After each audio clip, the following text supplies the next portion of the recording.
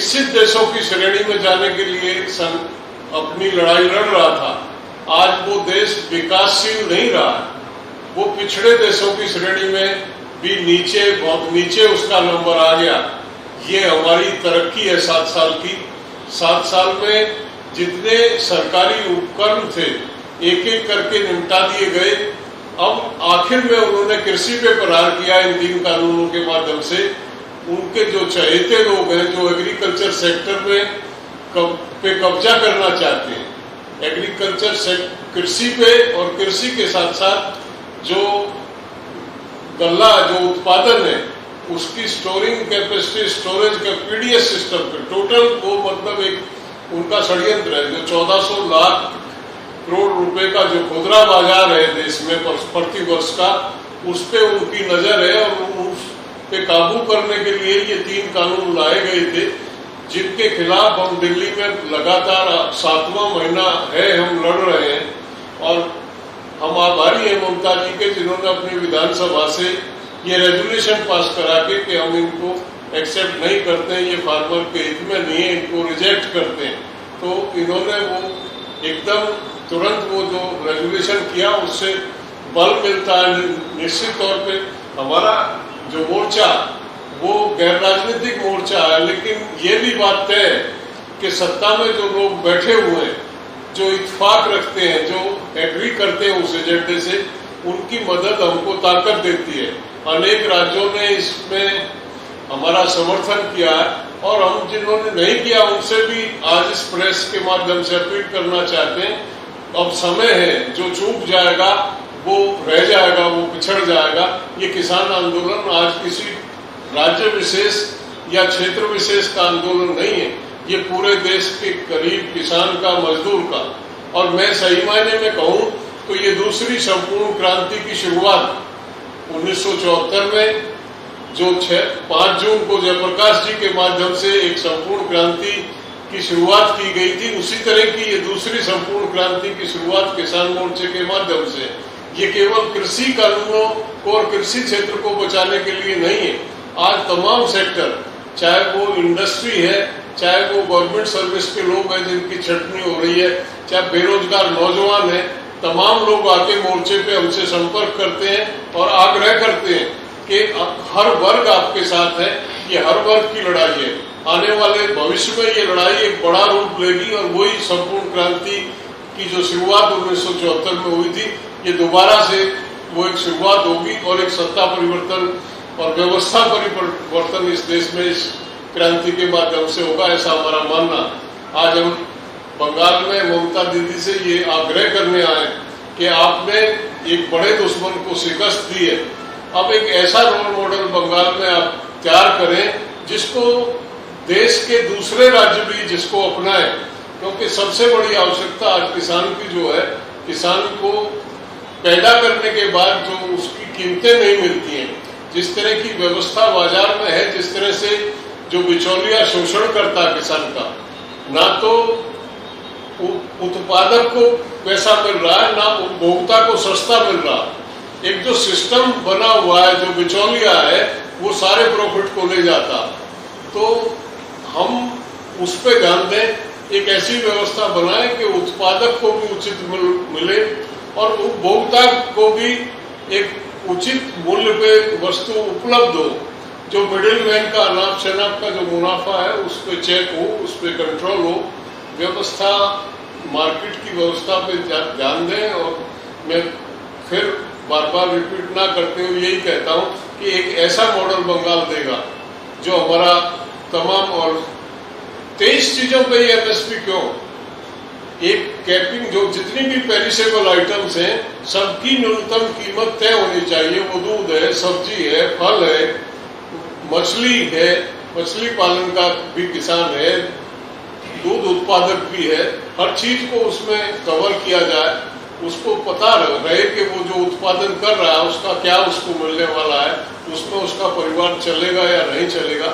ये सुनिश्चित जब तक नहीं होगा, देश का मजदूर और किसान जिंदा नहीं रह सकता। और बड़ी आशा, बड़ी मतलब उम्मीद के साथ हम ममता जी के पास ये आग्रह करने आए कि आप जो हमारा एजेंडा भारतीय किसान यूनियन जिस एजेंडे पे काम करती है, उस एजेंडे को आप अगर बंगाल में लागू करेंगे तो इस देश में, पूरे देश में उसको फॉलो किया जाएगा और इस देश का जो गरीब मजदूर किसान है उसको राहत मिलेगी। बराबर शुरुआत से हमारा एमपी टीम को हम भेजा था और हम भी 3-4 दफे भाषण भी किया है उधर में। तो इसी के लिए हम जैसे किसान मूवमेंट बंगाल में, आपको पता है कि हम सिंगूर मूवमेंट से शुरू किया था और 26 दिन हम हंगर स्ट्राइक भी किया था कि किसान का जमीन नहीं लेना चाहिए फोर्सफुली। अरे हम कानून बातिल किया था और अभी हमारा स्टेट में ही कानून है कि फोर्सफुली कोई लैंड नहीं लेना चाहिए, किसान का नहीं लेने देंगे। इसी के लिए हमारा कानून भी है, मॉडल है इंडिया का। तो इसी के लिए किसान मूवमेंट जैसा जारी है उसको हम लोग चाहते हैं जितना दिन तक उसको डिमांड ना फुलफिल हो इतना दिन तक वो लोगों को पूरा सपोर्ट करने के लिए हम लोग तैयार है। उन्होंने एक रिक्वेस्ट मेरे को किया कि अपोजिशन का जितना चीफ मिनिस्टर है सबको साथ बात करके अगर एक दिन वो लोगों का साथ भी हम लोग वर्चुअल कॉन्फ्रेंस एक साथ में मिल के कर सकती हूँ।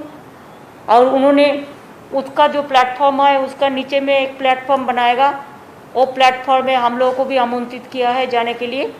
हम लोगों ने कोविड थोड़ा डाउन होने के बाद इसका बारे में चर्चा करेंगे, लेकिन हम जरूर चीफ मिनिस्टर लोगों ने जो हमारा दोस्त है हम लोगों ने बात करेंगे कि इसका जो मूवमेंट चल रहा है इसी के बारे में हमारा सबका ओर से एक यूनिफॉर्म लेटर जाए, जैसे लोकसभा चुनाव का पहले, लोकसभा आने का पहले वो लोगों को भी मदद मिले। यही बातचीत हुआ है। और कोविड से लेकर किसान और बेरोजगारी से लेकर इंडस्ट्री आज भूखा है हिंदुस्तान। इसको पॉलिसी के लिए, भूखा पॉलिसी के लिए ऐसा पॉलिसी बना दिया, फोर्सफुली सब बिल कानून पास करके लेता है और ऐसा ऐसा कानून बनाते हैं जिसमें आज इंडस्ट्री सफर कर रहा है। आज इवन कोविड जो मेडिसिन इक्विपमेंट्स उसमें भी जीएसटी ले रहा है। किसान का मूवमेंट 7 महीने से चल रहा है। आज जनवरी महीने से कोई बात भी नहीं किया है लोगों का साथ। क्यों नहीं किया है? ये लोग तो हमारा देश का ही आदमी है। बात करना क्या मुश्किल होता है? बात करके अगर 3 बिल वापस ले तो क्या होता है? जो किसान नहीं मानते हैं तो किसान के ऊपर उसको छपा देने का, फोर्सफुली इम्प्लीमेंट करने का तो कोई कारण नहीं होता है। तो इसी के लिए हमारा भी मांग है किसान का 3 बिल विड्रॉ करे। दूसरी बात यह है कि इसको गलत पॉलिसी के लिए कोविड में बहुत सारे आदमी मर गया। हमारा 18 to 45 ईयर्स जो हमारा अनएम्प्लॉय, जो हमारा एम्प्लॉय यंग जनरेशन है, मिडिल एज जनरेशन है, बहुत सारे मर गया। और अभी भी कब आएगा, कैसे आएगा, डिस्ट्रीब्यूशन क्या करेगा मेरे को पता नहीं है। अभी भी कहते हैं कि 25% प्राइवेट को जो देंगे वो भी हम डायरेक्ट सेंट्रल से देंगे। क्यों डायरेक्ट सेंट्रल से देंगे? अगर स्टेट गवर्नमेंट फेडरल सिस्टम में स्टेट का है, it is a joint subject, लेकिन स्टेट का ही सबको इम्प्लीमेंट करना पड़ता। टीका अगर देना पड़ता है तो स्टेट को ही देना पड़ता है। तो इसमें उन्होंने क्यों प्राइवेट सेक्टर को देंगे? उनका नहीं होना चाहिए। स्टेट को डिवाइड करने के लिए, स्टेट का पॉलिसी को डिवाइड करने के लिए एक कोविड पॉलिसी हम लोग को पता ही भी नहीं है अभी तक, गाइडलाइंस भी पता नहीं है अभी तक क्या कर रहा है। एक दिन जा रहा है और डेड बॉडी उत्तर प्रदेश से भसा दे रहा है और नदी में चलता है डेड बॉडी। हमारा भी बंगाल में डेड बॉडी मिला, बिहार में बहुत सारे मिला, कोई ध्यान ही नहीं है कितना डेड बॉडी नदी में उतार दिया, गंगा में उतार दिया। ऐसा कोई ऐसे देश चल सकता है? तो इसी के लिए 7 साल में जो बीजेपी ने जो राज चलाया वो खाली खबरदारी करने के लिए, जबरदस्ती करने के लिए, जो काला कानून है काला कानून के ले आने के लिए, किसान को हत्या करने के लिए, इंडस्ट्री को बंद करने के लिए, बेरोजगारी बढ़ाने के लिए, कोविड से लेकर किसान तक पूरा आज हिंदुस्तान आज धुक रहा है। इसी के लिए हम लोग भी चाहेंगे कि किसान का मूवमेंट स्ट्रांग हो। अनएम्प्लॉयड का यूथ का बहुत सारे नौकरी चला गया, सेंट्रल गवर्नमेंट को एम्प्लॉयज़ का अभी काम का भरोसा नहीं है, इंडस्ट्री की भी इनकम नहीं है।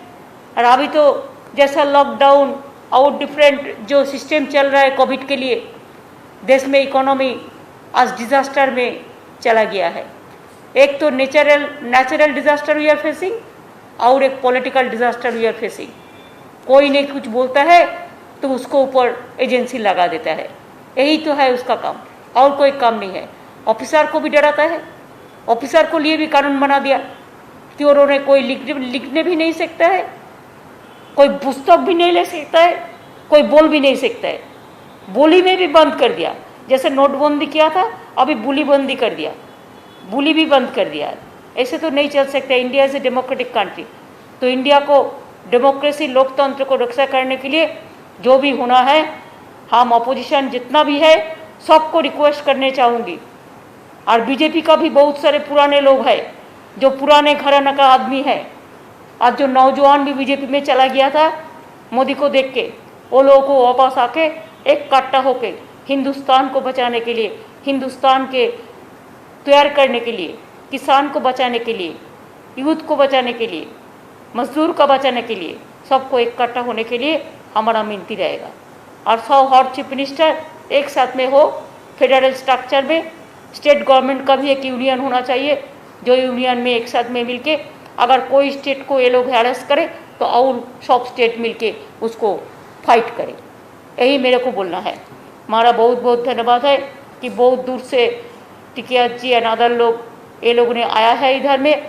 पार्टी का जनरल सेक्रेटरी भी बताया, तो आपका नाम थोड़ा बोल दीजिए ना। विवेक जुद्ध जनरल सेक्रेटरी भारतीय किसान जी, भारतीय जनता संयुक्त मोर्चा का। तो मैंने उसको भी हमारा बंगाल का भी लड़का है, उधर में भी लास्ट पे बैठे हैं, सबको मैं स्वागत किया है। और बंगाल का जो भी